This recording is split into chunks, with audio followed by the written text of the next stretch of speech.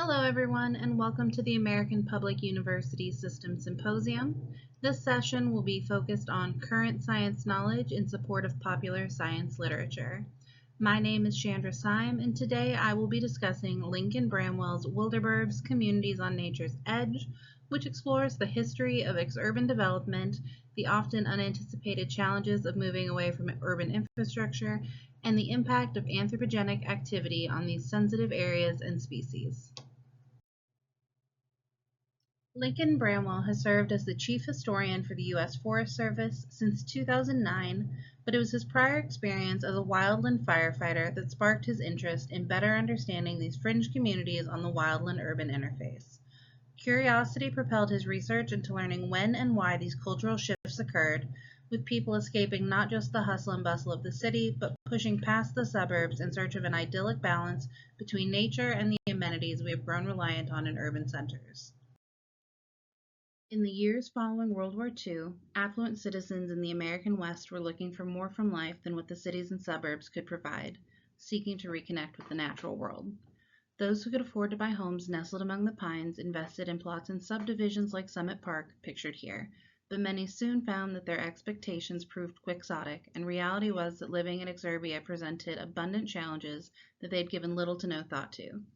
Developers had skirted infrastructure regulations by choosing locations outside of city limits. Roads were constructed at unsafe gradients, and as a result of limited or non-existent groundwater laws, many plots purchased sat vacant because they were unable to successfully drill into the aquifer.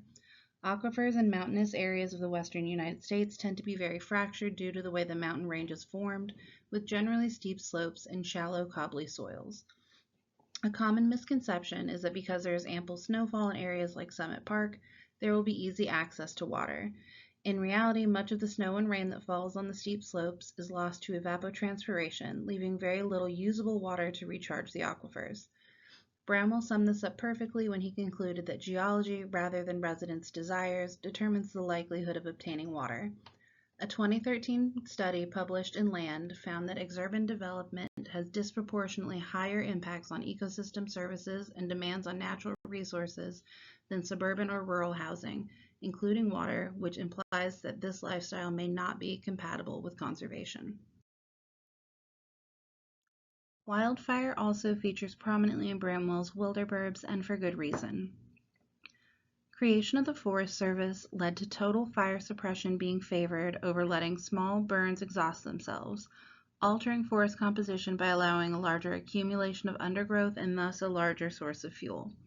A 2018 study published by the National Academy of Sciences deemed that the rapid growth rate of the U.S. wildland-urban interface had raised the risk of wildfires in these areas substantially, both in terms of frequency and severity.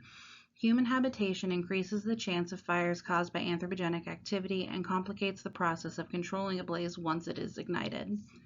Bramwell expresses that people often have unrealistic expectations of fire control capabilities, and a 2022 study by Stasowicz and Pavelio titled Exploring Relationships Between Perceived Suppression Capabilities and Residents' Performance of Wildfire Mitigations determined that of 11 suggested mitigation measures, only 4 of them were reportedly followed by more than 50% of the population.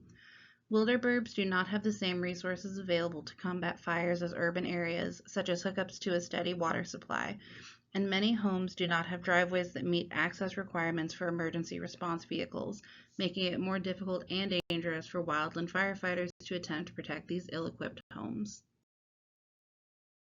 The last key topic discussed in Wilderburbs is how humanity's desire to move into the woods and share the space with wildlife has had major impacts. Despite people's best intentions, the permanent presence of humans disturbs the natural balance, fragmenting habitat and natural ranges, as well as introducing new dangers. Bramwell specifically discusses the impacts felt by 3 species: mule deer, moose, and black bears. Mule deer migrate seasonally between winter and summer ranges, which tend to be rather small, often less than 3 square miles in the winter. This causes them to be particularly sensitive to development which fragments their ranges, whether that be due to home construction or highways, and increases their mortality rate from accidents with vehicles as well as lack of available browse. Moose are another species addressed by Bramwell, as he states that despite the known danger they present to people, they are more frequently met with awe than fear until it is too late. Unlike deer or even bears, moose typically do not spook and will chase and attack people who get too close. This is troublesome for those who encounter them on hiking trails, as well as residents when moose wander into communities. The final species examined in Wilderburbs are black bears. Valerius Geist is an animal behaviorist who Bramwell cites in his discussion on habituation, which is where repeated exposure leads to animals exhibiting less fear around people and thus increasing chances of contact. In Geist's 2016 essay, Habituation, Taming, Social Dominance, Assertions, and Freedom of the Woods, he expresses that increased contact is dangerous to both parties and negative conditioning, intentionally creating fear of human activities in bears, lowers the chances of a dangerous interaction. Zipf's law draws animals into campsites and residential areas in search of food as developments encroach on their habitat.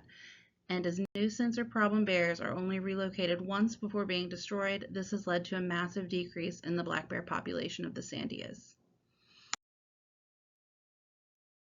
Current science supports Bramwell's writings and serves as a bit of a cautionary tale. While this lifestyle may be right for some, it is important to understand what you're getting into. It is not always as picturesque as the landscape suggests. Wilderburb residents face a number of challenges ranging from lack of infrastructure and resources to an increased risk of fire damage to property or dangerous interactions with wildlife. Increasing human activities in these areas puts a strain on sensitive species and ecosystems. I would like to thank the American Public University System and Doc T for allowing me the pleasure of presenting today. Thank you, everyone, and if you have any questions, please come and see me during the break.